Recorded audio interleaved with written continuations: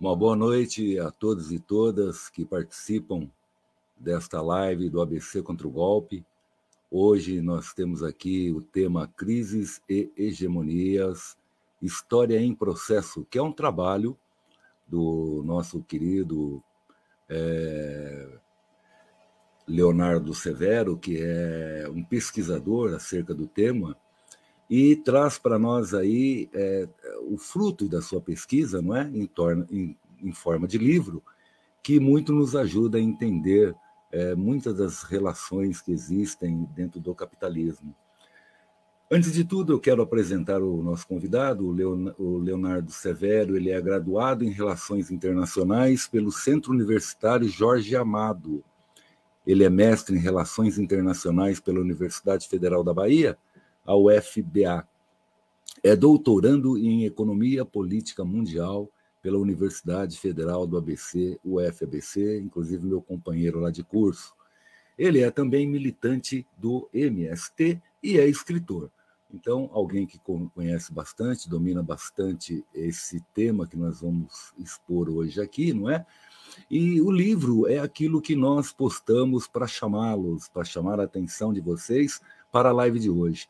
Ele é um convite para quem quer entender melhor a geopolítica mundial, no seu longo esgarçamento da hegemonia estadunidense e no lugar das economias dependentes na visão social do trabalho. Severo trata do sistema capitalista, sua evolução e crise da sua fase imperialista, dos países dependentes do ciclo e dos interesses do grande capital e das nações imperialistas, e integra depois as reflexões e conclusões do citado sistema para problematizar o campo de estudo de relações sociais. Então, nós temos aqui o prazer de contar com a presença do Leonardo Severo. Sem mais delongas, Severo, se houver alguma coisa que você queira acrescentar na sua apresentação, fique à vontade. E estamos aí aguardando você fazer esse enunciado da sua obra, do seu livro, não é? E dizer para nós aí se você já escreveu mais alguma obra, se já participou de outros trabalhos escritos, e também divulgar o seu livro aí para o pessoal que gosta do tema, não é, que estuda o tema.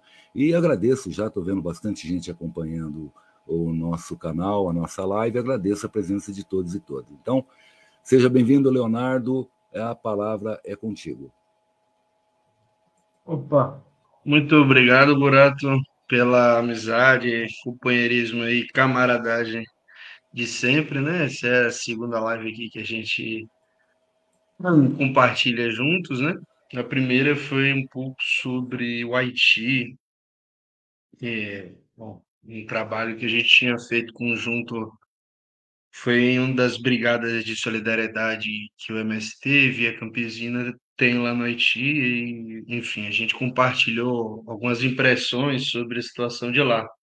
E nessa agora a gente vai debater um pouco aqui rapidamente sobre as crises e hegemonias, né? História em processo. Bom, eu gostaria de fazer esse agradecimento especialmente ao FABC contra o golpe, né? E o em nome do Burato, mas também gostaria de agradecer tanto a companheira Juliane Furno, que fez excelentes comentários, fiz algumas revisões em torno do que ela comentou, e também a professora Rosa Maria Marques, que fez a apresentação, inclusive essa que o Burato leu.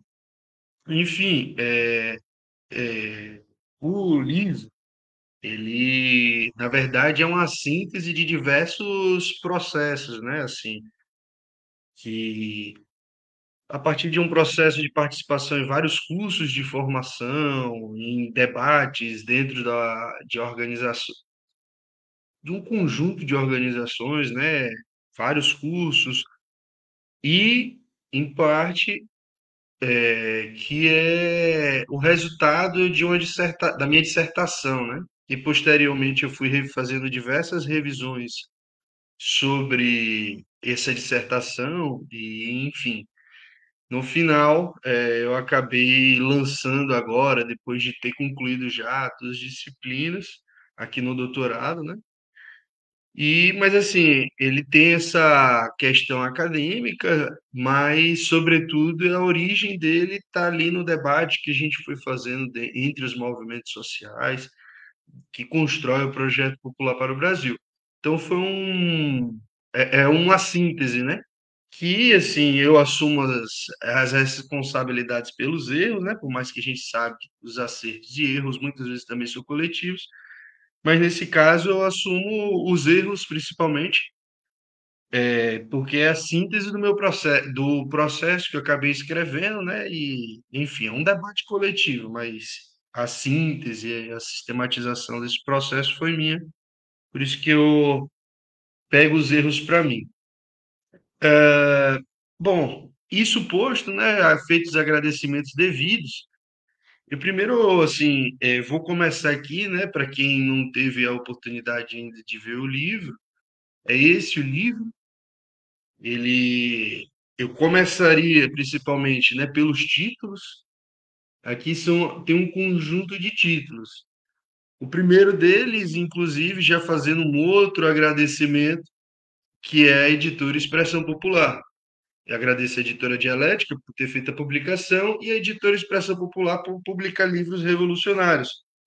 Entre eles está Marx, Engels e Lenin, de Florestan Fernandes, né? Um livro que ele escreve, o qual leva também o subtítulo História em Processo. Porque eu utilizei desse subtítulo também, né? Por dois elementos centrais, né? Isso é um livro da expressão popular, Marx, Engels e Lenin, História em Processo.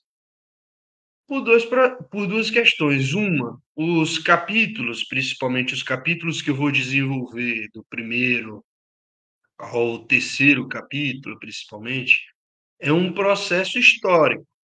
Primeiro ao terceiro capítulo. É um processo de revisão histórica em que vai ter um debate X, que eu já vou entrar nesse tema. Mas para falar sobre história em processo, para eu fazer esse debate, eu iniciei, vamos dizer assim, fazendo o debate do método, para eu pensar e projetar como é que eu iria escrever os demais capítulos. E esse debate do método, inclusive, é algo assim que ele está em aberto, está em processo de construção. Eu, inclusive, revisei ele algumas vezes e depois, inclusive, de já ter publicado, apesar de ser recente, descobri algumas coisas que eu não vou dizer que está errado, mas que eu utilizaria termos diferentes. Por exemplo, hierarquia de categorias, eu poderia utilizar o termo de determinação das categorias. Enfim, esse debate sobre o método era algo que eu já vinha pesquisando, e nesse livro, Marx, Engels e Lenin, de subtítulo História em Processo, no capítulo 4, tem o debate que Florestan Fernandes faz sobre o método. E o interessante não é que eu fiz um copia e cola, de maneira alguma. Eu li o que ele coloca ali, busquei anotei todas as fontes que ele utiliza e fui ler todas as fontes que ele sintetizou ali no método. E, a partir disso, além de outros estudos que eu tinha feito, eu também acabei fazendo a introdução. Essa introdução, salvo engano, ela tem 6 páginas. Mas, para mim, sinceramente, é a parte mais difícil do livro. Assim, né, vamos dizer, a pessoa ela vai começar a ler o livro e tal, aí ela começa do começo, né? Aí ela começa na introdução, que é uma questão mais difícil, aí às vezes ela empaca. Então não pare aí, se quiser pular, inclusive, para o primeiro capítulo. Primeiro, segundo, terceiro capítulo são mais simples, vamos dizer assim, né? Porque é mais um processo de descrição histórica. Mas a introdução é um debate que a gente vai tentar ali tocar sobre o método, inclusive eu utilizo um diagrama, uma imagem que é de um outro livro também da expressão popular do camarada marxista Henrique Dussel, num livro que ele tem Produção Teórica de Marx. Então, ali foi alguns dos materiais que eu utilizei, assim, para além de alguns outros, né, que eu tinha lido, mas que você vai ter um debate mais preciso sobre o método. Enfim, avançando para que a gente tenha mais tempo, né, de aula. Aí, no primeiro capítulo, eu vou fazer um debate sobre a formação sociohistórica do capitalismo e sua fonte originária. Eu começo esse livro ali utilizando um livro que foi uma organização do Eric Hobsbawm sobre as formações econômicas pré-capitalistas. E vou tentar, a partir dali, né? Eu já vou identificando, como já tinha identificado anteriormente na introdução, a categoria trabalho como uma das categorias centrais de análise. Por isso que, inclusive, eu coloco que, dentre o que eu tive acesso sobre debates do método, o materialismo histórico dialético é o qual eu, vamos dizer assim, tenho uma, uma maior concordância. E uma delas, sem sombra de dúvidas, é essa centralidade da categoria trabalho. E por que isso é interessante? Porque ao longo desse primeiro capítulo, eu vou utilizar como uma segunda referência, também, né? Ali a partir do segundo momento do primeiro capítulo, que seria o processo de acumulação original, pegando o texto de Marx, o capítulo 24, principalmente ali do Capital, volume 1, e fazer esse debate mais sobre a teoria do valor, né, no Capital. E, em seguida, eu vou entrar em um livro que eu faço muitas críticas a ele, que é o livro O Longo Século XX, do Giovanni Arrighi. É um livro que eu acho que ele tem as suas falhas, certo? Ele tem suas... que é, inclusive, uma das coisas que eu vou debater no primeiro e segundo capítulo, que é um pouco dessas falhas, mas ele também tem alguns acertos que eu acho interessante a gente utilizar, acertos, vírgula, né? A gente vai avaliar se está acertado nos próximos anos. Mas, enfim, ele traz elementos importantes para a gente tentar avaliar a conjuntura atual. Uma das questões que ele traz é esse processo dos ciclos históricos, né? Os ciclos hegemônicos. A compreensão que ele tem de hegemonia é diferente da que eu tenho, mas ele traz elementos interessantes para a gente compreender os ciclos históricos, que, para ele, a origem do capitalismo é no ciclo genovês, que é em torno de 1200 a 1500. Em seguida, o ciclo holandês, para, enfim, considerar o ciclo inglês, né? O ciclo genovês, holandês e o inglês. Para Marx, a gente compreende que o início efetivo, vamos dizer assim, do modo de produção capitalista, é quando existe a Revolução Industrial, né? Quando começa o processo, né, maior de desenvolvimento dos meios de produção. E essa relação do trabalho como criador original de valor é uma coisa fundamental que o Marx ele vai trabalhar. E o Arrighi, ele, quando ele vai compreender esses dois períodos anteriores, ele desconsidera, vamos dizer assim, né? Porque ele muitas vezes, para ele, a origem é principalmente a relação com o capital financeiro, ou melhor, os processos de crise e principalmente o alavancar do capital financeiro.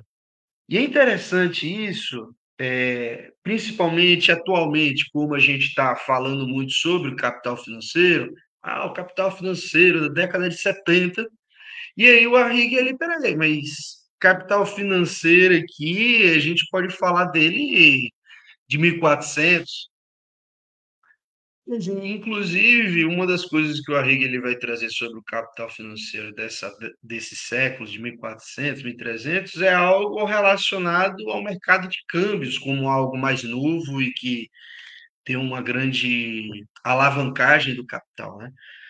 Porque se a gente buscar livros mais antigos, inclusive aquele de Tucídides sobre a Guerra do Peloponeso, a gente vai ver que Atenas já explorava as cidades e estados ali da Grécia, né, da região da atual Grécia, não só da Grécia, mas enfim, ali naquele Mar Jônico, né, salvo engano, que eles já exploravam através do empréstimo e da cobrança de juros. Então, a relação, que não é esse molde que a gente tem atual do capital financeiro, não é algo que começa, não é recente, entende? Inclusive, a função do banco não é algo recente, é algo muito antigo que, no modo de produção capitalista, ele aparece de uma maneira diferente. Só que para a Rig, o capital financeiro é uma questão central.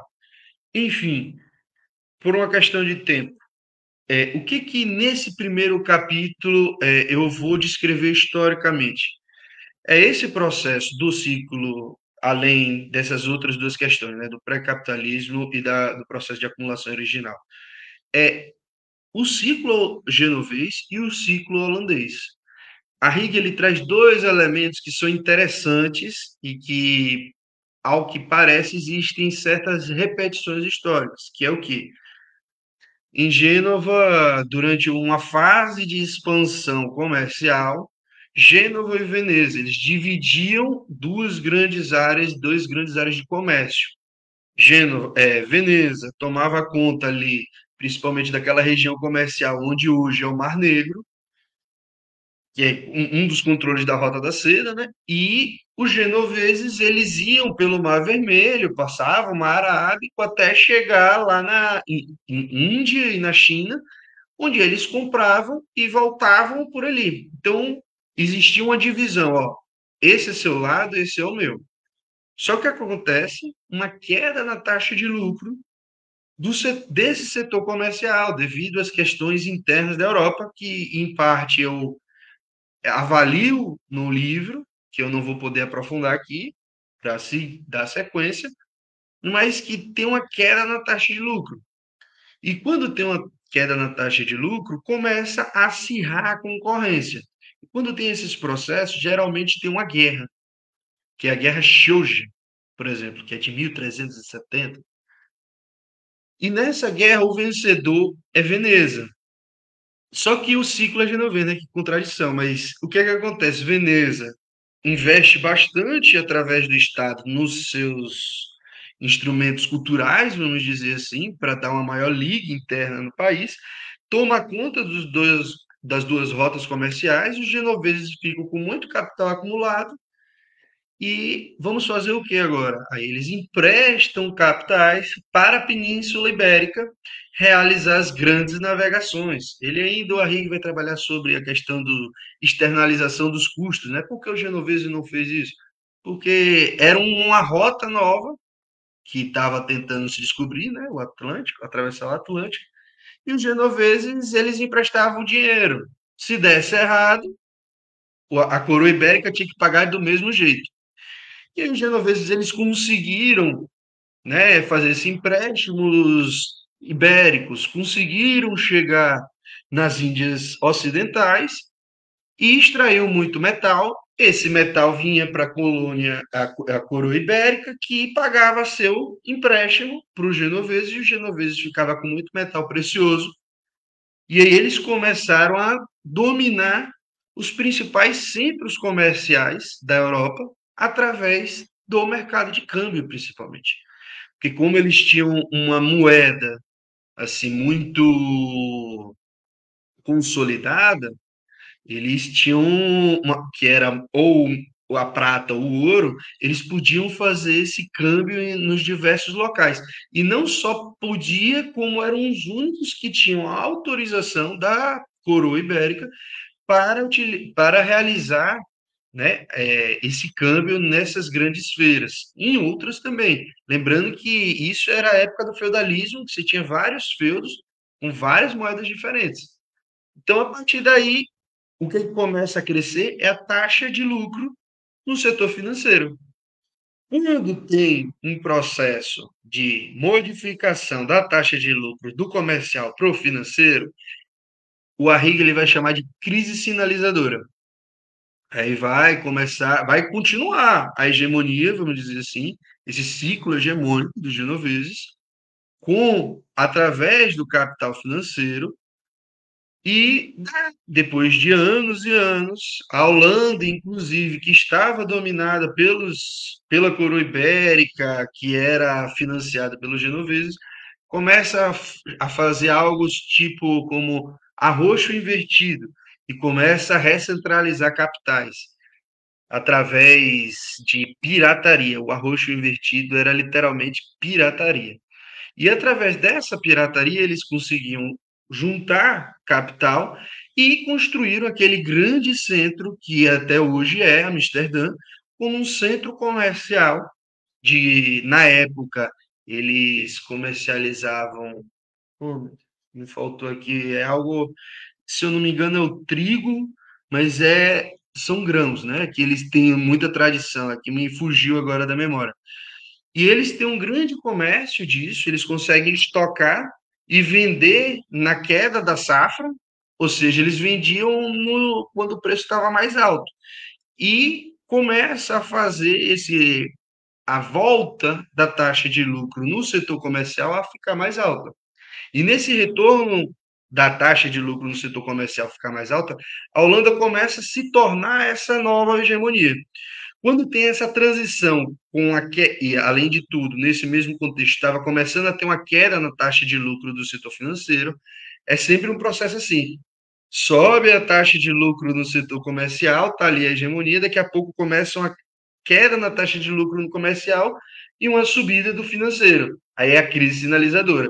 Daqui a pouco, depois de anos, vem a queda na taxa de lucro do financeiro e a subida de volta do setor comercial com a maior taxa de lucro. Aí, quando isso ocorre, tem essa transferência de hegemonia para a Holanda. E nesse processo de transferência de hegemonia para a Holanda começa a constituir, inclusive, a primeira bolsa de valores com pregão permanente na Holanda, em Amsterdã, e eles utilizavam a VOC, que era a Companhia das Índias Orientais, a que fazia todo o comércio, né, da região ali da Holanda para as Índias, né, ali o que eles chamavam de Indochina. Então, eles controlavam a Indochina e o comércio.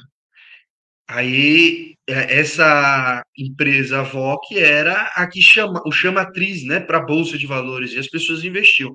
Então, começa também a voltar, por causa de guerras internas, que está mais detalhado no livro, eu vou ter que passar um pouco mais rápido, começa a voltar uma queda na taxa de lucro do setor comercial, já com a Holanda, né, na hegemonia, e volta a ter uma subida da taxa de lucro no setor financeiro, principalmente com a Bolsa de Valores.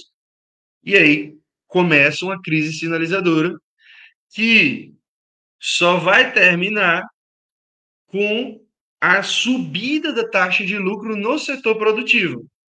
E aí acaba o primeiro capítulo, porque eu vou fazer essa diferenciação seguindo como Marx fez, que era o modo de produção capitalista, ele é um modo de produção, assim, a vinculação trabalho e produção, a criação de valor, é um dos debates centrais do Capital, sobre a origem da criação de valor. E, inclusive, é interessante mostrar que, nesse período anterior até o crescimento exponencial da Europa, da Inglaterra, com a Revolução Industrial, eles comercializavam. Grande parte da produção deles não era ali, inclusive dos genoveses. Eles compravam a produção de algum outro local. E tem duas fontes que eu cito, que, inclusive,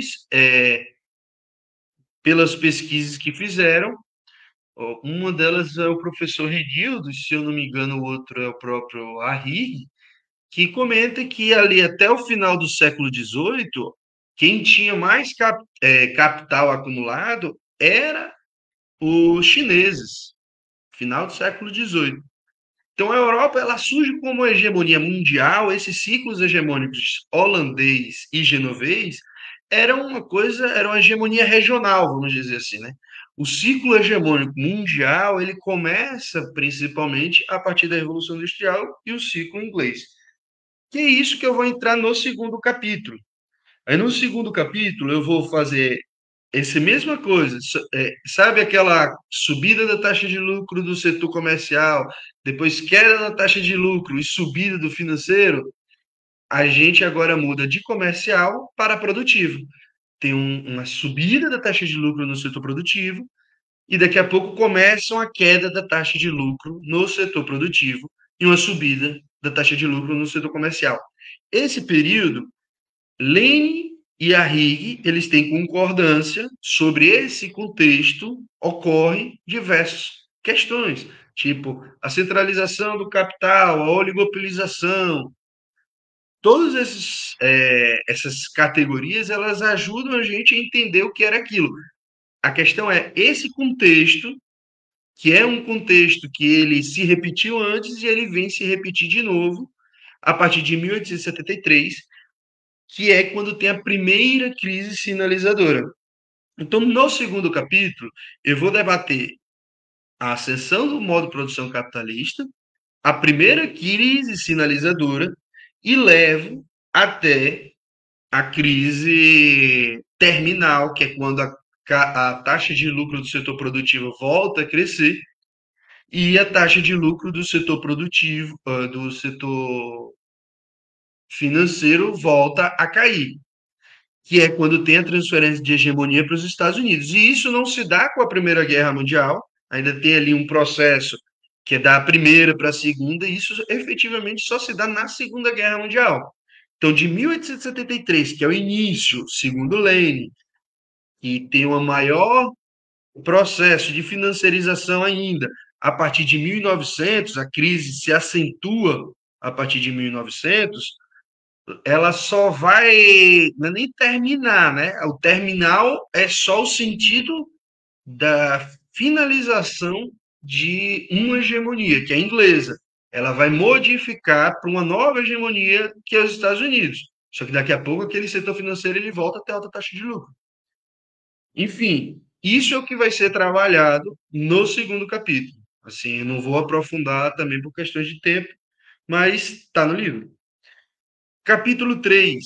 Aí no capítulo 3 eu já vou fazer todo esse debate mais atual, ou seja, tentar trazer esses elementos do capital financeiro, suas características novas, né? Suas novas formas, como é que é a bolsa de valores, como é o título, como é as ações, como é que os grandes oligopólios hoje eles se organizam, por exemplo, para isso, para dar essa atualizada em algo similar, que não, sim, Lane ele escreveu sobre um processo que ele estava vivendo e ele acertou muito bem em identificar aquele processo. Só que aí agora a gente precisa entender o novo processo que se abre, porque com a nova hegemonia dos Estados Unidos, a partir da Segunda Guerra Mundial, ela cresce, o setor de produção, o setor produtivo volta a ter uma alta taxa de lucro. Década de 70, queda na taxa de lucro do setor produtivo e começa o retorno da taxa de lucro maior no setor financeiro. Então, só para deixar bem marcado, mostrando que o mercado financeiro não é algo novo. Isso é importante porque, por exemplo, recentemente a gente teve a crise de 2007, 2008. Eu lembro que esse tempo dos movimentos a gente ficava debatendo, né? Porra, anos e anos a gente falando essa longa crise rastejante, mas é longa crise rastejante mesmo. Ela não é um processo que, sabe, assim, é da noite para o dia. Vejam, a crise do capital financeiro, ela só veio se efetivar após a Segunda Guerra Mundial. Ela tinha começado em 1873. Então aí você tem 30, você tem 70 anos de um processo. A gente recomeçou o processo da crise da crise do modo de produção capitalista de novo, né, que é marcado por crises, que também é outra coisa bem presente, é um dos nomes do livro, e é uma coisa muito presente também nas obras de Marx, que é a questão da crise endêmica, né, o modo de produção capitalista. Enfim, aí vou trazer alguns elementos mostrando o papel principalmente que passam a exercer os fundos de investimento. E para isso, para fazer essa atualização, tentar avaliar esse capital financeiro mais novo, a partir da década de 70, eu utilizo como uma das principais referências o Chesnut, no seu livro Mundialização do Capital, e a companheira Swand, que ela é da Monfort Review.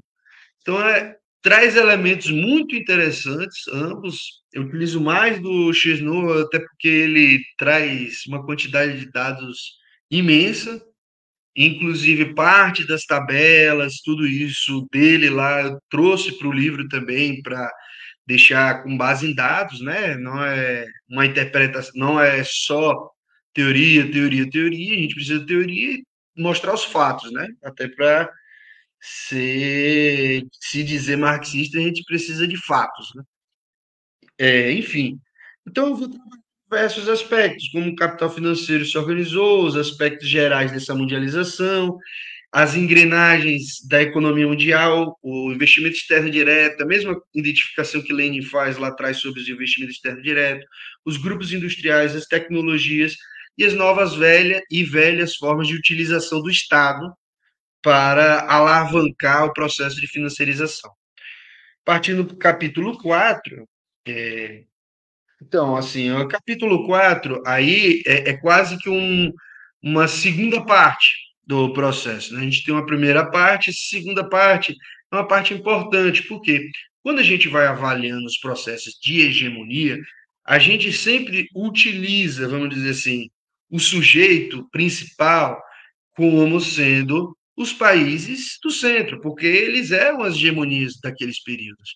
Só que o modo de produção capitalista, já não só o modo de produção capitalista, mas ele organiza e estrutura estruturalmente, né, essa relação centro e dependentes, que é importante a gente olhar o que veio acontecendo dentro desse processo de hegemonia do capital produtivo, financeiro e tal, nos países do centro, como é que isso vem aparecer nos países dependentes.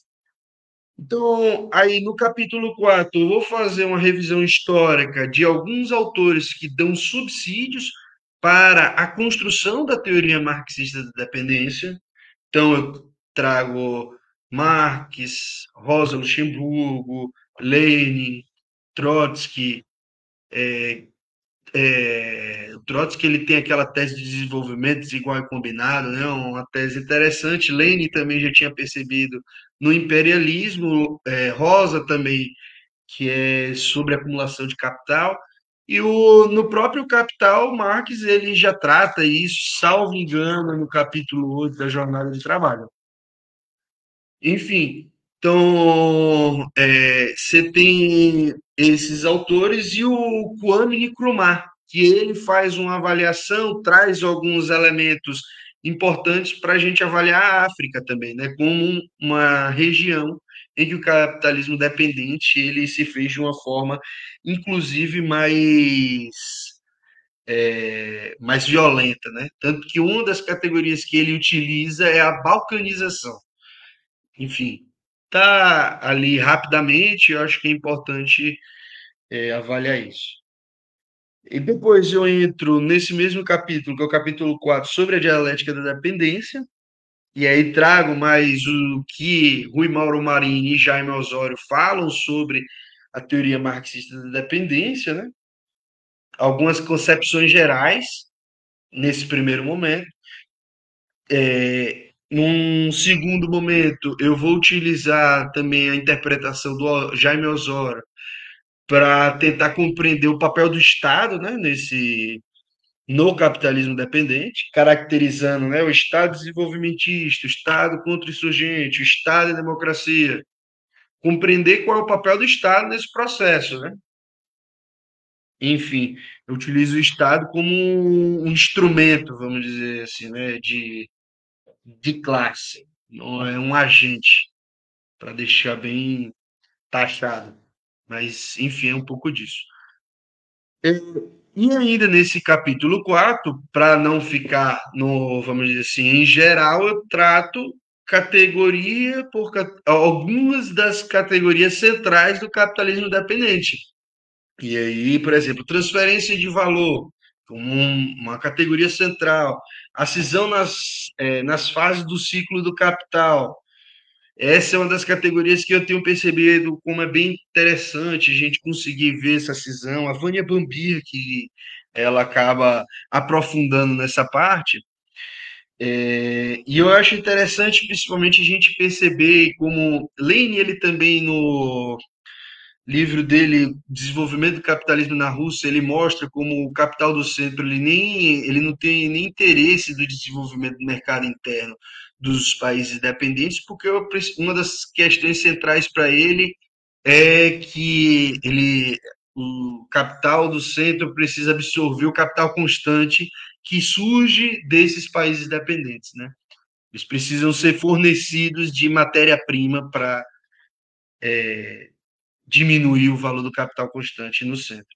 Então, no centro hegemônico. Então, eu vou fazer o final desse capítulo 4 é uma revisão dessas categorias.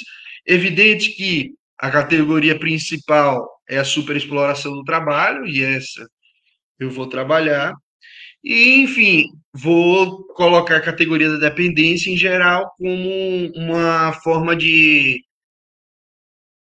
deixar taxado e evidente que o modo de produção capitalista do centro ele só consegue se reproduzir enquanto tal porque existe o capitalismo dependente. O capitalismo dependente não é um capitalismo que deu errado. Ele é o capitalismo em sua essência. O modo de produção capitalista ele precisa desses dois polos.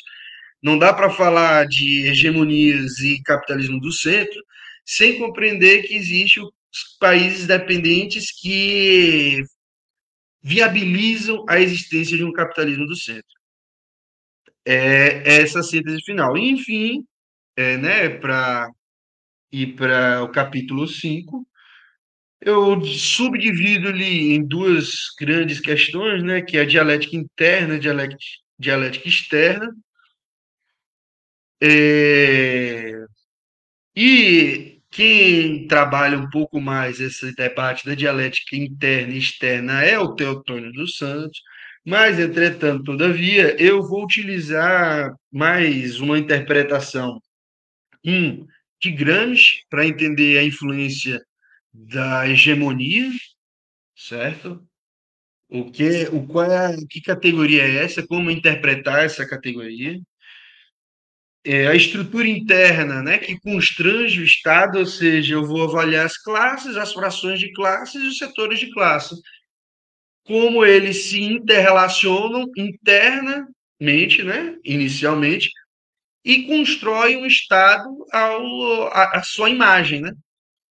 Então, feito essa primeira parte, eu vou fazer a caracterização do Estado. E é interessante porque o processo de caracterização do Estado, eu utilizo um dos textos, um livro, que é o do Lenin, que é Estado e Revolução. E ele mesmo descreve, né, ele faz uma diferenciação entre Estado burguês, Estado socialista e a transição para a fase superior do comunismo, né? Então, ele descreve o Estado como essa expressão da luta de classes e não o Estado como o agente que move a luta de classes. Esse elemento ele é um dos elementos assim relativamente centrais. Sim, o livro ele tem formato e-book. Eu vi outras perguntas aqui, mas essa foi a mais objetiva e fácil de responder. Depois eu respondo as outras que aparecerem também e dialogo, né? Não sei até que ponto consigo respondê-las também.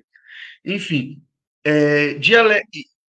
feita essa caracterização dos estados, eu venho para a dialética externa. Esse é o grande, vamos dizer assim, uma questão importante, porque como o Burato ele mencionou, minha graduação e o mestrado ele é em relações internacionais. E dentro de relações internacionais, a gente tem diversos autores que vão debater sobre o marxismo e tudo mais. E um autor que ele não é marxista, e ele faz uma coisa interessante, ele é da teoria crítica, que é o Robert Cox. Ele vai tentar utilizar as categorias de Gramsci para aplicar às relações internacionais, que é algo, claro, que Marx fez e Lenin também fez com o imperialismo, principalmente, mas que, vamos dizer assim, o que o academicismo, né, vamos dizer assim, acaba chamando de mainstream, né, desconsidera esses trabalhos que foram feitos. Então, eu trago esses elementos, né, nos processos anteriores e trago essa categoria também de Gramsci, de hegemonia, para compreender as relações internacionais. Assim como eu também trago as categorias de Lenin, como o imperialismo, né, para compreender as relações internacionais e compreender também essa estrutura dos estados, né? Como é que ela se levanta, quem ela serve, né? Que é um debate interessante que o Jaime Osoro faz, né? Que ele fala sobre que lá no capítulo 2 eu também vou mencionar, mas é sobre quem representa e quem de fato é o dono do poder. Aí ele faz as diferenças de classe reinante, classe política, algumas frações de classes que eu considero como interessantes para a gente compreender o Estado. O Estado ele não é esse agente neutro, ele não é uma instituição à parte, ele é uma instituição criada pela fração de classe hegemônica de um dado período.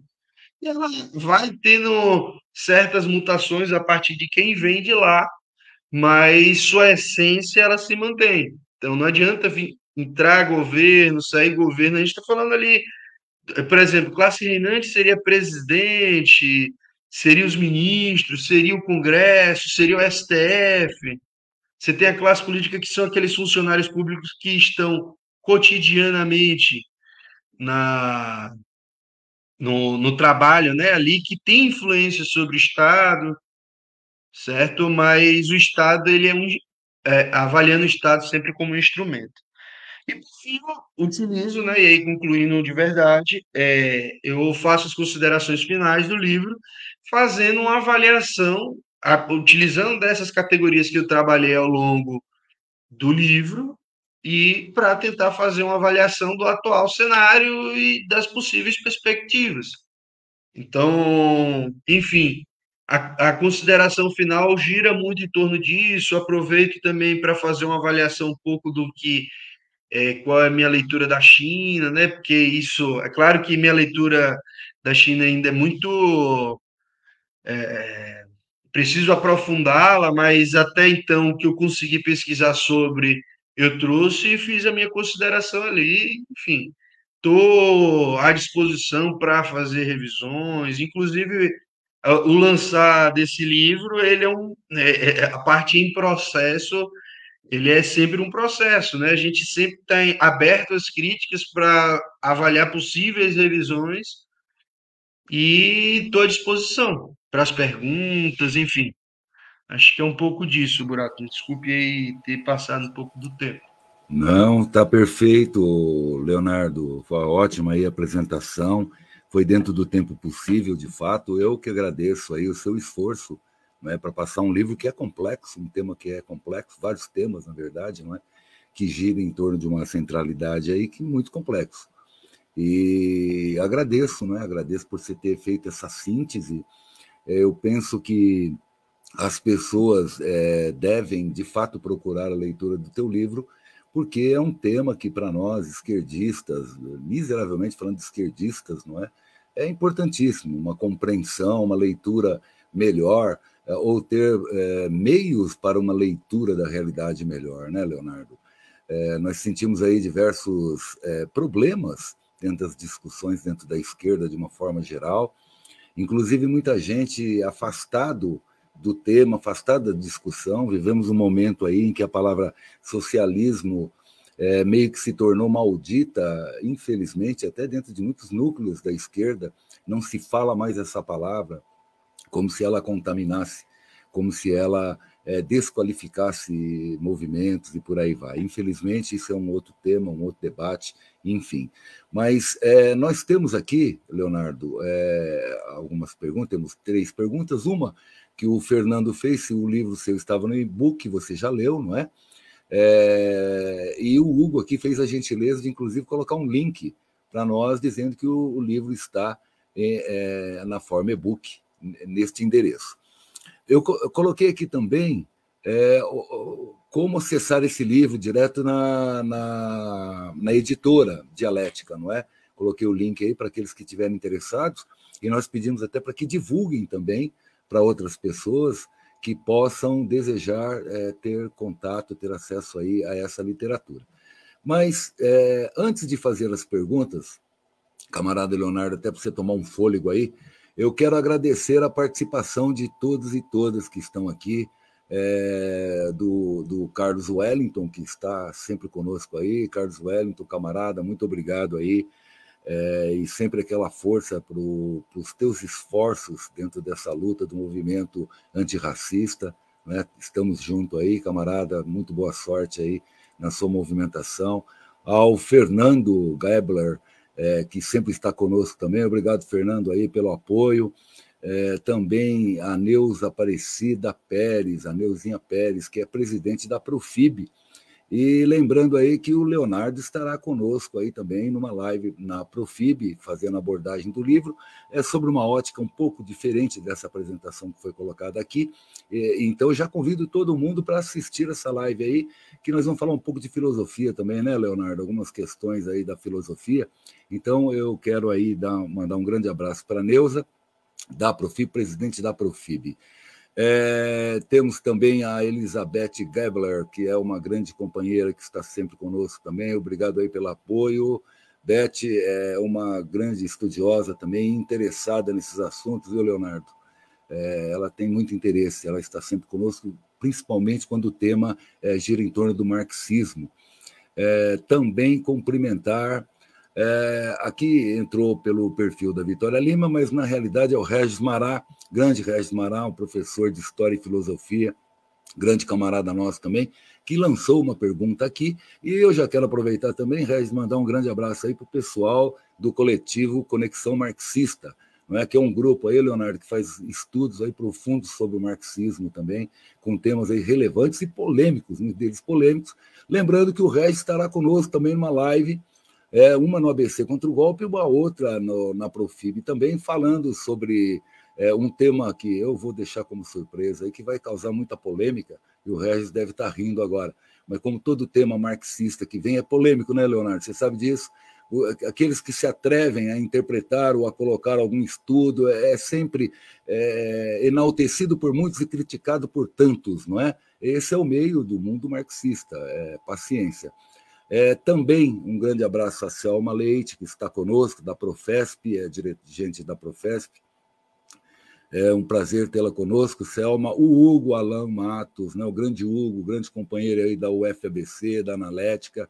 Obrigado aí, Hugo, pela participação, pela pergunta.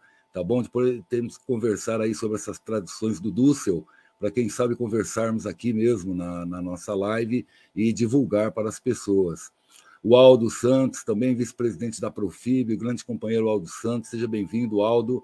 A professora Isabel Rodrigues, a grande professora Isabel Rodrigues, a pré-candidata em Santo André, inclusive, que traz aí para nós um projeto, viu, Leonardo, que é muito interessante, fala sobre educação, um Educar pela Vida, que é um projeto que, inclusive, pensa na filosofia desde o ensino básico, né, lá para o município, um projeto que pensa a educação de uma forma diferenciada, até se opondo aí a esse movimento conservador que nós temos aí. Obrigado, professor Isabel Rodrigues, um grande abraço, um prazer tê-la conosco aqui. Vamos ver se quem mais, né? O Petros, grande Petros Sauros também, um outro companheiro de luta aí antigo. Temos aí o Petros, ele tem um programa, um podcast muito importante, que é o Fundo de Quintal, também que ele faz lá em Santo André, um programa muito bom, Leonardo. Depois eu te passo o link. Se você puder divulgar também, participar, é muito interessante o programa que ele faz lá, trazendo sempre coisas interessantes a quem é da esquerda, especialmente, não é? Vamos ver se nós temos mais alguém aqui para a gente cumprimentar. É que passando aqui fica difícil até de ler, não é? Vamos lá. Vamos às perguntas, então, o meu camarada Leonardo. A primeira pergunta é do Hugo. Deixa eu só achar ela aqui. Está aqui. Você já leu o livro Hegemonia e Estratégia Socialista, de Ernesto Laclau e Chantal Mouffe? Se sim, o que achou? Essa é uma pergunta dele. Depois nós temos uma questão levantada pelo Regis Mará, que está aqui. Você entende que em O Capital, Marx teria mudado sua compreensão sobre o papel do Estado? Este não estaria a serviço da valorização do valor? Essa é a questão do Regis. O livro sobre o e-book já foi respondido, mas se você quiser falar mais alguma coisa, também fique à vontade. E é isso, meu camarada. Se você puder, então, falar sobre alguma coisa, eu acrescentaria, Leonardo, já para aproveitar, até por causa do tempo, eu gostaria que você fizesse algum comentário, meu amigo, sobre toda essa compreensão marxista, sobre toda essa evolução, esse processo histórico, até quando nós chegamos aí no capitalismo dependente, e colocar qual é o seu parecer acerca do Brasil, o que nós podemos identificar em tudo isso? Existe algum ponto específico e notório que nós podemos identificar toda essa parte teórica para o Brasil? Então, seria isso. Fica à vontade, então, para a resposta, meu amigo. Ótimo, bom, agradeço as perguntas e a interação. Eu vou começar aqui sobre a questão do e-book. Eu agradeço aí o companheiro que já compartilhou, inclusive, o link. E para quem é de São Paulo, assim, é claro que grande São Paulo, às vezes, para você conseguir enviar o livro é mais difícil. Como eu moro aqui em São Paulo, talvez eu tenha alguns livros também e que posso fazer aí até uns 20% de desconto no valor do livro. Então eu coloquei inclusive eu estava aqui escrevendo porque eu estava colocando aí, tá vendo? Apareceu até meu número. E aí, caso alguém também tenha interesse, pode estar fazendo contato por aí, eu envio o livro pelo pelo grande pelo um representante aí do capital internacional, que é a Uber. Enfim, essa é uma questão. A segunda questão é sobre o livro. Infelizmente, eu não li, certo? Então, não tenho nem como comentar sobre, porque eu não li o livro que o companheiro fez a pergunta. A segunda é sobre assim, veja, no Capital, Marx ele debate esgarçamente, vamos dizer assim, ele aí como é feito o processo de valorização do capital. É claro que o Estado ele contribui no processo de valorização do capital. Só em momento nenhum existe uma negação a isso. Mas afirmar isso não é compreender o Estado como um agente do processo.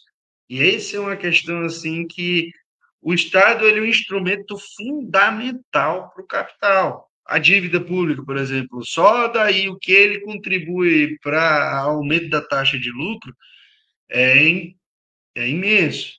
Agora, a criação de valor, bom, pode ser que em algumas estatais, certo? Exista esse processo de criação de valor, porque a Vale, por exemplo, antes a Vale era uma empresa estatal e ela produzia minério, existia todo um processo de criação de valor ali, certo? Então, e tudo isso ele é utilizado como uma forma de fazer o capital ele se movimentar. Ele não, são poucos estados, por exemplo, a China. Ah, mas a China tem utilizado largamente do Estado. É verdade e tal, mas isso não quer dizer que seja socialismo. Por exemplo, o que eu estava comentando sobre o ciclo holandês, quem alavancou a primeira bolsa de valores com pregão permanente foi a VOC holandesa, foi uma empresa estatal, mas ele estava instrumentalizando o processo de criação de valor por parte dos capitalistas. São as classes, o Estado, ele é um instrumento. Tem um texto que eu acho que é interessante, inclusive que muitas vezes as pessoas falam muito de Marx, é claro, porque Marx é Marx, né? Mas esquecem de Engels. Inclusive, um dos primeiros textos de Lenin é para falar sobre a importância de Engels para o pensamento de Marx, né? Assim, como ele contribuiu não só para o pensamento de Marx, como para a classe trabalhadora mundial. E é um texto que também está aí entre os livros da expressão popular, que é Dialética do Trabalho 1, é uma organização do professor Ricardo Antunes, que é um texto sobre a transformação do macaco em homem. É um dos primeiros textos do Engels.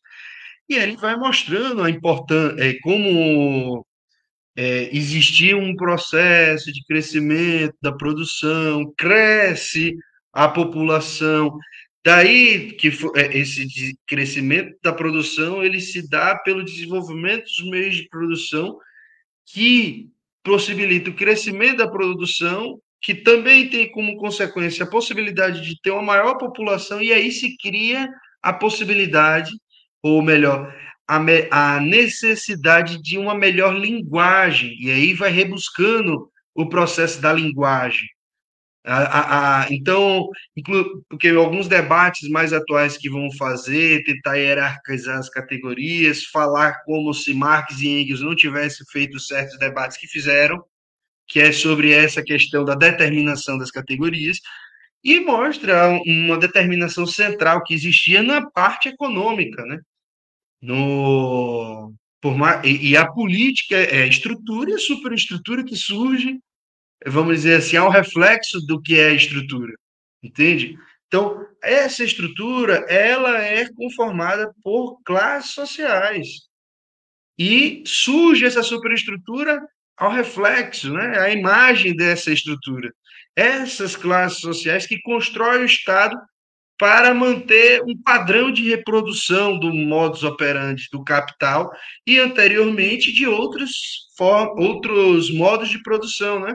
Porque, por exemplo, aí até para não ficar engessado, o modo de produção capitalista, o modo de produção feudal, o modo de produção escravista, o modo de produção comunal, eles são modos de produções que foram vistos por Marx. Tem autores, tem uma contribuição muito interessante que é do Jacob Gorender, que ele vai falar sobre o modo de produção escravismo colonial, para avaliar como foi o processo no Brasil. Enfim, então, eu não vi isso em Marx em momento algum. No Capital, ele dá essa priorização ao Estado. Eu vejo muito mais no Capital e nos outros diversos textos, né? Porque é claro que Capital é a obra-prima de Marx, né? Mas Marx escreveu demais. É muito difícil você conseguir ler tudo que ele escreveu. Então, em várias outras você vê qual é o posicionamento dele sobre isso, inclusive e principalmente no método. Essa é a questão de método. E, bom, aí nesse livro do Florestan vocês podem encontrar todas as referências, mas tem ali, né, salvo engano, o prefácio da contribuição da crítica à economia política, o pós-fácio da segunda edição do Capital, volume 1.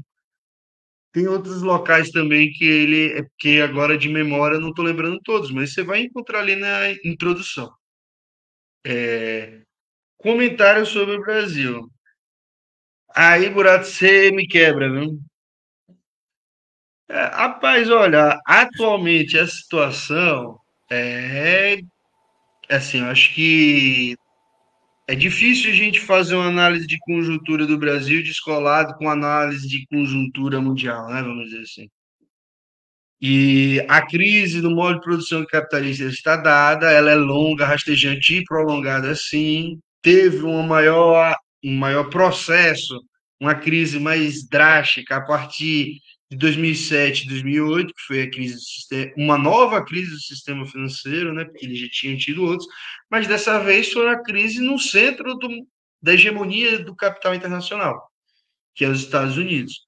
Então, teve isso, e então, a partir de 2007, 2008, você vai começar a ver movimentos espontâneos, que não é mais tão espontâneos assim, mas tem uma certa espontaneidade das massas, como o Lênin sempre chamou a atenção, mas quem estava mais organizado para a espontaneidade das quando as massas saíram às ruas nesse primeiro momento, e quem estimulou, inclusive, que as massas saíssem às ruas, foi o imperialismo estadunidense. E quando você tem um processo de, sabe assim, o que aconteceu na Primavera Árabe é um absurdo sem tamanho. Mas assim, a Líbia, a Líbia era o país com o maior índice de desenvolvimento humano da África, o país assim mais desenvolvido da África em termos econômicos e sociais. O IDH da África da Líbia era melhor do que o do Brasil, nesse período que Gaddafi, o ditador sangrento, governava. Então, quem nascia lá tinha um recurso que o Estado ia colocando, e quando completasse 18 anos, todos os cidadãos e cidadãs da Líbia tinham direito. E o que atualmente está acontecendo na Líbia é guerra civil. Foi a expansão desses grupos terroristas do Estado Islâmico que nasceu do Iraque após a guerra dos Estados Unidos contra Saddam Hussein, quando o Saddam Hussein ele controlava o território, ele tinha vários problemas, ele controlava o território. Com a ausência de Saddam Hussein, várias partes do território ficou descoberta e parte da origem do Estado Islâmico é através da exploração de petróleo e venda no mercado paralelo. Então, fruto daquela guerra que os Estados Unidos promoveu contra a, o Saddam Hussein e o Iraque ali, pós o atentado das Torres Gêmeas. Aí eu estou falando, a Primavera Árabe. Depois disso aí, a gente ainda teve a guerra que passou para a guerra na Síria. Aquela guerra foi uma guerra assim sem tamanho, que tudo que eles acusavam não acontecia. Mas foi uma guerra importante, porque foi uma guerra que finalmente, assim, me desculpe, mas o que está acontecendo na Ucrânia é defesa dos russos. É só defesa, porque se não para a OTAN chega na China pela Rússia, que eles já tentaram fazer isso, né? Eles vêm dividindo vários países, eles dividiram a União Soviética inicialmente, agora eles querem dividir a Rússia. E na Líbia, quando eu estava correndo, na época eu estava fazendo pesquisa e eu estava, rapaz, não é possível que ninguém vai fazer nada.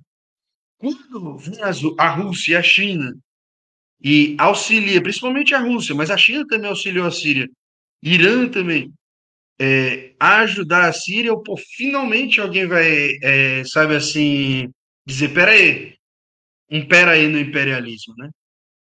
E depois, antes disso, inclusive, teve a guerra na Geórgia, para tentar dominar ali a região do Mar Negro, né, para passar gasoduto por ali.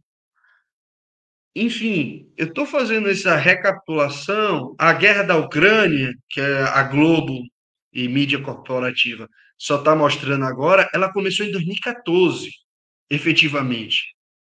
E ela teve o alavancar da guerra com, ou melhor, a mídia, mediatização, não sei nem se esse termo existe, mas enfim, vocês entenderam, dessa guerra na Ucrânia, é algo assim que eles fizeram com quando a Rússia entra com tropas especiais, porque não entrou valendo, vamos dizer assim, porque se fosse entrar com as armas que tem, não, já tinha destruído tudo ali, né? Mas entrou com tropas especiais e começou a fazer a guerra, a se defender, em parte, porque ali a grande parte da população na Ucrânia é russa, inclusive onde estava sendo atacado é russa, em Donbás, e outras cidades ali que agora me fugiu o nome. Tudo isso, o que, que a gente está vendo? A gente está vendo um processo de crise de hegemonia e o ascenso do neofascismo. É a última cara, vamos dizer assim, desse imperialismo que está em decadência franca. Não a decadência que ela acontece da noite para o dia, ela demora. Mas você está vendo um outro lado, que é a China, que ela está tendo um processo de crescimento no setor produtivo. A taxa de lucro do setor, a taxa de lucro do setor financeiro, ela está bem alta, mas com a crise de 2007 e 2008 e com o processo que tem tido, inclusive, de uma certa desdolarização, que a Arábia Saudita, que foi uma das grandes responsáveis por articular o petrodólares, que alavancou o dólar como a moeda mundial, porque o dólar como moeda mundial, ele começa após a Segunda Guerra Mundial, mas o dólar tinha uma relação com o ouro. Para de ter uma relação com o ouro e começa a ter com o petróleo. Inclusive o Chesnot, ele chama a atenção que dos setores produtivos, o segundo que mais contribui para do setor produtivo para transferir capital do produtivo para o financeiro primeiro petróleo, segundo eram as drogas. Isso quando do livro do Chernow, que é de 96, que é a mundialização do capital. Então, todo esse conjunto, vamos dizer assim, tem demonstrado que em qualquer momento esse dólar vai sofrer uma nova crise, porque é endêmico do modo de produção capitalismo, modo de produção capitalista, e vai cada vez ser mais deslegitimado. Então, as taxas de lucro do setor produtivo, quem é que produz para o mundo hoje? A China, até o início dos anos 2000, ela produzia produtos base intermediário. Hoje ela está na alta tecnologia. Então, não é só mais, sabe? Então, eles estão com boa parte, 30% da produção mundial hoje ocorre na China e boa parte ali no Sudeste Asiático. Se você envolve Índia, então nem se fala, né? Que faz parte. Enfim, nesse contexto, existe a ascensão desse fascismo, esse neofascismo. O que aconteceu que na Europa, assim, é impressionante, me desculpe, mas eu gosto até de deixar evidente, os europeus, eles são burros. Assim, é importante deixar isso assim, registrado. Por quê? Porque não é possível que eles estão vendo que a guerra está sendo levada para dentro da região deles, que eles vivem. Quem mais está sofrendo com a guerra são os europeus, e eles bancam a guerra. Então, assim, eles não têm nada a ganhar, eles deixaram de comprar gás, gás da Rússia, muito mais barato, para comprar gás liquefeito dos Estados Unidos. A inflação, enfim, o fascismo está crescendo na Europa, está crescendo na América Latina e está crescendo em outras partes. Por quê? Porque é o imperialismo estadunidense em um processo de decadência que está utilizando de todas as forças que possui, certo? Para conseguir se manter como a hegemonia e como um imperialista. Isso posto, aí vem a situação do Brasil. O Brasil, a gente acabou de sair de um contexto de neofascismo. A gente ainda tem um movimento neofascista dentro da sociedade, tem força. A gente saiu desse contexto. E o governo, que lá atrás conseguiu fazer muitas coisas, quer dizer, lá atrás, vírgula, né, conseguiu ganhar para o neofascismo, que foi uma maiúscula vitória, porque com tudo que eles fizeram para ganhar, Polícia Rodoviária Federal controlando locais de votação, dinheiro do Auxílio Brasil, com tudo isso, eles perderam. Então a gente teve uma vitória maiúscula.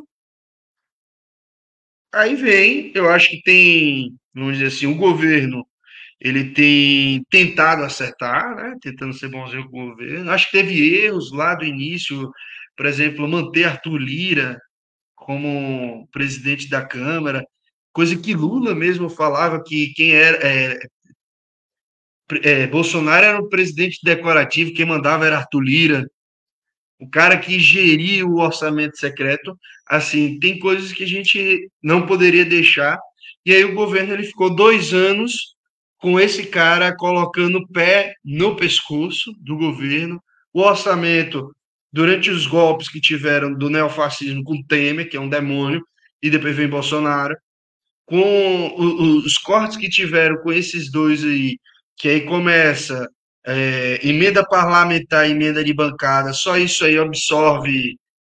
Antes representava 4% do orçamento.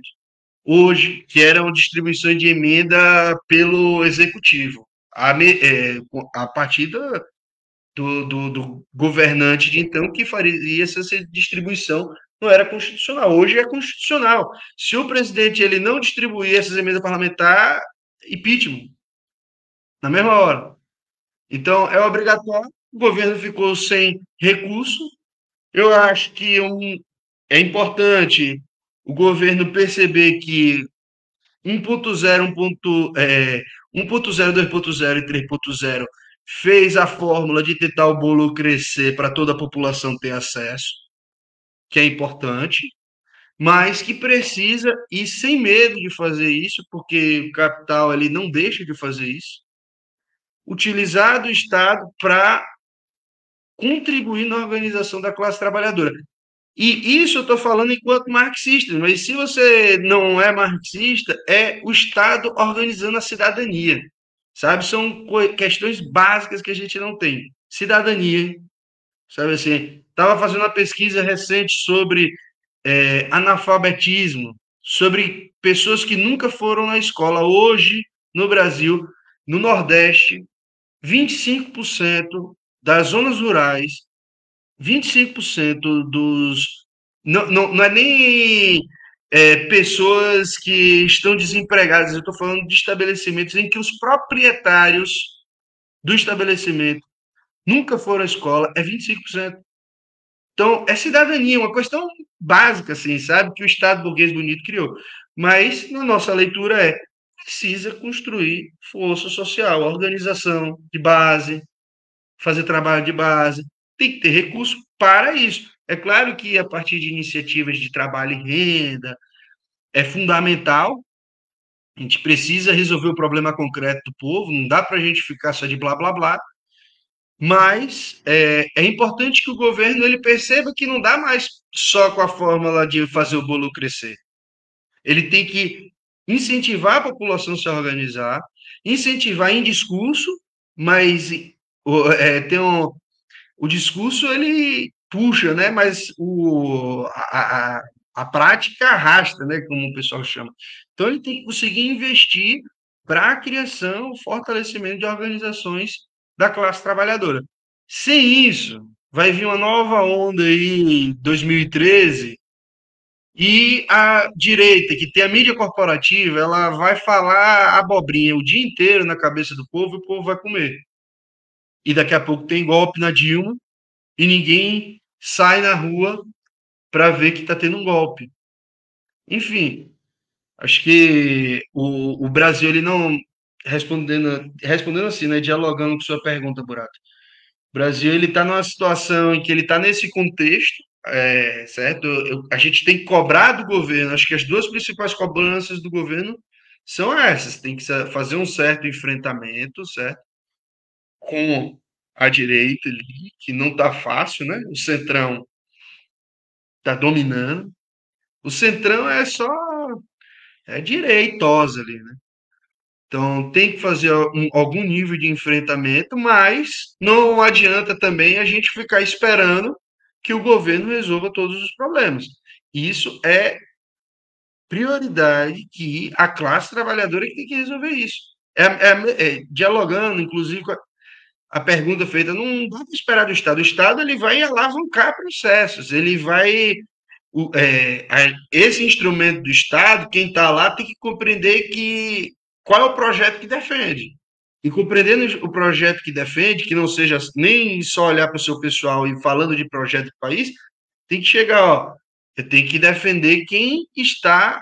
É projeto de país que a gente está defendendo. Coisa básica. Para depois falar de projeto da classe trabalhadora, socialista, revolucionária, né? Um projeto de país básico, a gente tem uma dificuldade de defender porque tem que reagir ao mercado. Enfim, não está fácil, beleza? Mas eu espero que o governo ele fortaleça as organizações populares, mas as organizações populares também precisam pensar formas de como se organizar, como se fortalecer e pressionar o Estado, não o Estado, né? É o Estado, mas assim, pressionar esse centrão, pressionar, dialogar com o povo, daqui nas eleições desse ano, colocar pessoas que sejam pró-social, pró-desenvolvimento nacional, socialista no melhor dos casos, certo? E a mesma coisa num próximo período. Mas é reivindicar, é fazer ocupação, é ocupar espaço público, é ocupar espaço privado também, que não, na verdade, muitas vezes é até uma apropriação do privado sobre o que é público ou uma apropriação indevida. Enfim, tem que lutar. É organização, formação e lutas, a velha forma. É isso. Beleza, Leonardo, agradeço aí as suas considerações acerca do tema, não é? De fato, é uma relação. O Brasil é parte de um todo, não é? E dentro de tudo que há, de toda essa relação entre norte e sul global, nós perdemos conforme perde o norte, mas na proporção do sul, não é? Para nós é sempre pior, se formos ver. Bom, mas nós já temos aí 1h17 de live, já estamos com o tempo estourando, não é? Porém, o Hugo colocou aqui mais uma questão para você que gostaria que você respondesse, não é?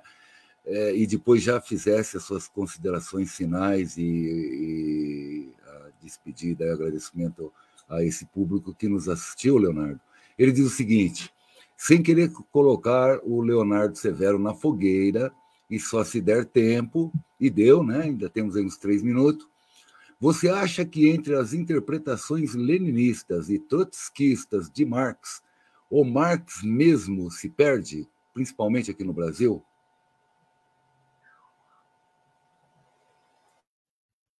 Bom, essa é uma pergunta assim que vamos dizer, como é que o Marx se perde se Marx é anterior a eles, né? Então, não tem como Marx se perder sobre os escritos de Lenin e Trotsky, compreendendo que Trotsky e Lenin leram ele, né, para poder formular sua teoria. Então, não entendi, sinceramente, bem a pergunta. Eu acho, Leonardo, viu, Leonardo, que você me der licença, eu acho que ele coloca assim, que diante das interpretações que tem, as interpretações leninistas e trotskistas, né? Não exatamente de Lenin e Trotsky, mas daqueles que o seguem, daqueles que são influenciados e que muitas vezes julgam compreender o autor sem, contudo, não compreendê-lo, não é?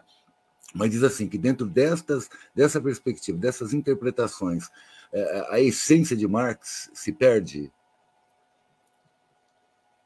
Olha, eu não acho que a essência de Marx ela se perde, principalmente entre os leninistas, né? Compreendendo que eu me considero um deles. Mas, é, assim, o que eu acho interessante, principalmente no estudo do método, é compreender como o marxismo ele também tem as suas falhas, certo? Principalmente em diversos temas, né? Diversos. Por exemplo, no Capital, por diversas vezes, Marx ele vai falar dessas diferenças de exploração entre o homem, a mulher e a criança. Ele fala, inclusive, do processo de exploração nesse Jornada de Trabalho, inclusive eu faço a citação, agradeço até ao camarada Mário Soares Neto, que ele que me indicou esse local. Eu tinha lido, mas não tinha me tocado, né? E ele chamou a atenção para isso, eu fui lá dar uma revisada, eu, pô, que interessante. Então, tem um debate que Marx já faz lá sobre os processos de colonização. Eu acho fundamental o estudo do método, sabe? Porque com o estudo do método, a gente não vai deixar de olhar para a realidade da classe trabalhadora, que tem diferenças, A questão, por exemplo, como eu já comentei, em relação à questão da mulher, a questão da exploração étnica, né? Que aqui no Brasil a gente vai falar muito sobre a questão da exploração do povo negro, mas em outras regiões, em outras partes do mundo foi a exploração dos hindus e por aí vai. Então, você tem um processo de exploração étnica que é endêmico também, é estrutural nesse modo de produção capitalista, é funcional para o capital, com as diferenciações salariais que você paga menos. Simples. Uma questão que eles utilizam para ter uma taxa de lucro maior. E tudo isso, com o método, você não deixa de lado, sabe? Então, parte do marxismo hegemônico, a minha principal crítica é essa. E, inclusive, quando surge, né, diversas outras teorias que querem se ver representadas, é por causa dessas falhas de muitos marxistas que esconderam parte desses textos de Marx. Marx, inclusive o governo da Bolívia, recentemente, ele publicou um estudo, os estudos etnográficos de Marx. Ele publicou um livro gratuito, os estudos etnográficos de Marx. Então, sabe assim, esses textos, eles não só não foram publicados, como eles foram escondidos, literalmente. E todas as vezes que a classe trabalhadora e suas diversas expressões tentavam trazer à tona esses elementos, fazem parte da formação socioeconômica de cada país. Todas as vezes que a gente tentava trazer, que tentaram trazer isso, era trollado, era secundarizado, era marginalizado. Então aparecem outras teorias, inclusive durante um tempo eu trabalhei, né, pesquisando editais para a gente conseguir construir alguns processos aqui dentro das organizações para que a gente conseguisse ter acessar o capital para poder tocar a organização, né? E tinha alguns sites, para eu não ficar aqui fazendo a propaganda do site, mas tinha alguns sites que tinham um conjunto de trabalhos, editais, né, para acessar recursos. Todos eles estavam numa linguagem pós-moderna. Eles obrigavam que você fosse fazer o debate da questão racial, fosse fazer o debate da questão de gênero, dentro de uma linguagem pós-moderna. A fundação, e aí eu ia procurar quem é que financiava esses editais. Em boa parte tinha a Fundação Ford, por exemplo. Então, como nós, marxistas, deixamos debates fundamentais de lado, marginalizamos, fechamos nossos olhos e ouvidos, a burguesia não fez isso. Utiliza disso, inclusive, para fracionar a classe trabalhadora e a gente ainda tem certas resistências. Pô, a gente estava nos debates, por exemplo, não, só o operário, chão de fábrica. Sabe assim, é importante a gente compreender essa dimensão e tal, mas se a gente não consegue aplicar um método à realidade, a gente vai ficar repetindo blá blá blá, entendeu? Que era de um outro contexto histórico, de um outro país. Inclusive José Paulo Neto ele chama atenção, é muito interessante em um livrinho de, sabe, de bolso, Introdução ao Estudo do Método de Marx, que ele vira e fala: o estudo de Marx era sobre a sociedade burguesa colonizadora, era ali na sua origem. Então ele foi para o local onde estava se desenvolvendo o processo. Ele queria ver, são os fatos que ele queria. Então ele foi lá fazer essa pesquisa. A interpretação que ele faz ali é sobre aquele centro do capital. A gente precisa aprender com ele, principalmente o método, para conseguir trazer para outras realidades e conseguir esgarçar. Porque, assim, ninguém vai conseguir esgarçar, entende? a realidade do mundo. A gente, no máximo, vai conseguir. Inclusive, isso é parte do método, né? A partir de processos sucessivos de categorias, um mundo categorizado, a gente consegue compreender melhor. Mas, como a realidade ela é material, a gente nunca consegue compreender ela em sua integralidade. Mas, deixando aí o registro. O problema dos marxistas, para mim, foi esses que eu comentei. E não porque ele era leninista e trotskista e desvirtuou, né? Enfim, entre os que tem aí, eu acho que Lenin é, sem sombra de dúvidas, um dos excelentes marxistas e que é fiel, assim, ao método e à interpretação da realidade, dos fatos, né?